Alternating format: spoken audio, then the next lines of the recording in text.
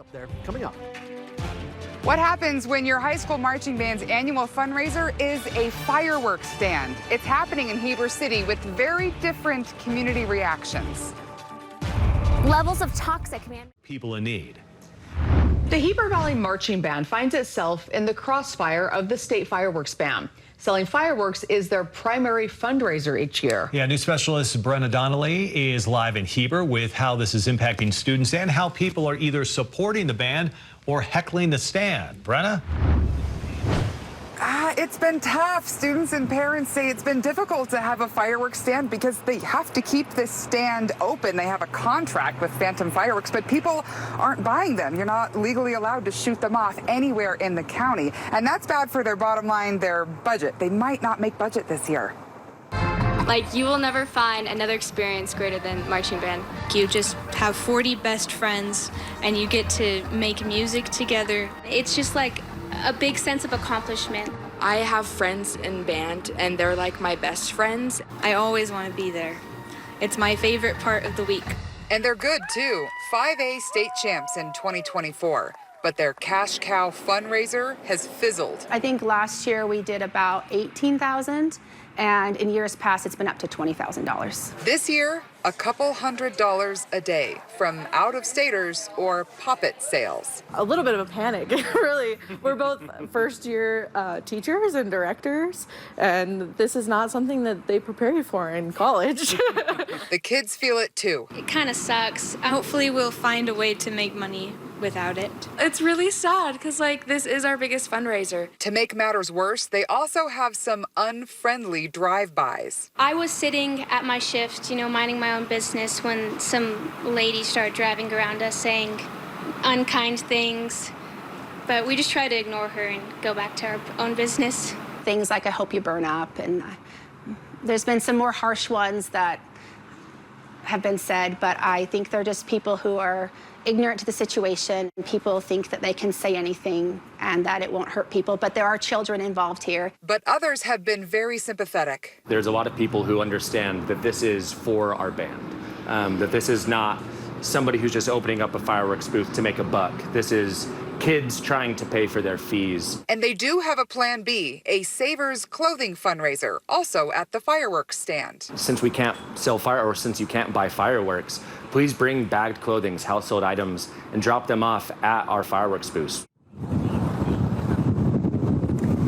Now, the Heber Valley Marching Band has two fireworks tents. Actually, this one here at the Smiths in Heber and another one at Valley Hardware. You can support them directly, too, if you like, by their fundraising website. But they do say they're also going to have two more fundraisers during the school year to try their best to make budget.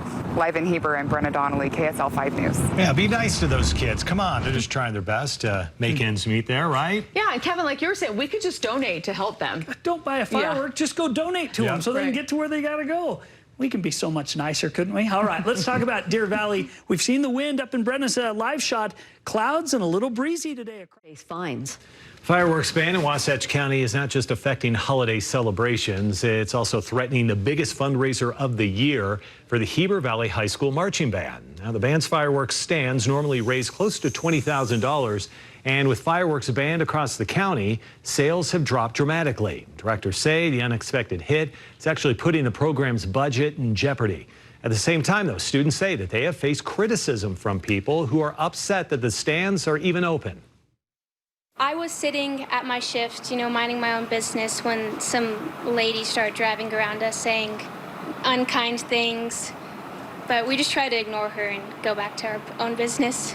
Yeah, good attitude. Come on, people, be nice. The band is now turning to alternate fundraisers and donations to help make up the lost revenue and keep the award-winning program on track. Let's head on over to Kevin right now. Kevin, we start off with cooler temperatures. All right, Tyrese, thank you. If you have driven past the Tower Theater in Salt Lake City lately, you're about to notice a big change there. Crews getting ready to start the next visible phase of this historic theater's renovation. Construction fencing will go up around the Tower Theater by Monday as preservation experts begin carefully removing sections of the facade. The work will help determine what original features from the 1928 theater can be restored and incorporated into this renovation. A Civil War letter. I'll take a look at the full forecast, including the holiday, in just a minute. All right, thank you, Kevin. Heber Valley Marching Band struggling to raise money because of the state fireworks ban. Their biggest fundraiser is selling fireworks, but they're only making a couple $100s a day from people out of state or pop-it sales. Students and parents alike say drivers yelling unfriendly words are making the situation even worse. Things like "I hope you burn up," and there's been some more harsh ones that have been said, but I think they're just people who are ignorant to the situation. The band has to keep the stand open because they have a contract with Phantom Fireworks. All right, so Plan B is a clothing fundraiser. They're asking anyone who wants to help drop off bag clothing or household items at their fireworks booths, or you can also donate money. An update now on a story we first told you about back in 2024. East High's varsity basketball coach is creating a nonprofit to help kids afford extracurricular activities. He says that idea has taken off, and he tells news specialist Andrew Adams he now has a way. Andrew? He says a new clothing line will help the nonprofit help more kids.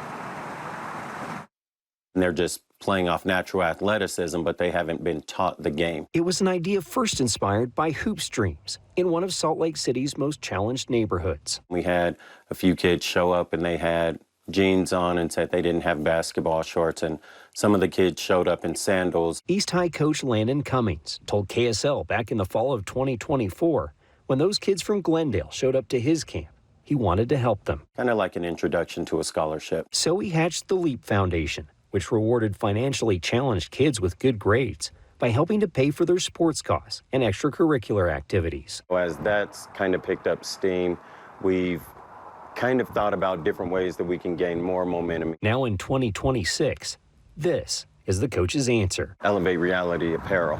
A clothing line launched by the ball coach himself to help more dreams come true. And as those profits grow and those sales happen, that'll help us make the LEAP Foundation even more impactful. Cummings says between these clothes and the nonprofit, he sees a common goal. Create a brand that inspires people to kind of elevate who they are. And he hopes both will pay dividends for kids' future athletic and academic success. To be able to create an opportunity to open those doors for some of the kids is really nice. Well, I asked the coach what got him into clothing. He said he used to work in a shoe store, had a huge collection of shoes, but never had the right clothes to match. So now he's got a clothing line he hopes will help kids. Back to you. Yeah, it looks pretty sharp, and you'd feel good wearing it, too. Andrew, thanks. Happening now.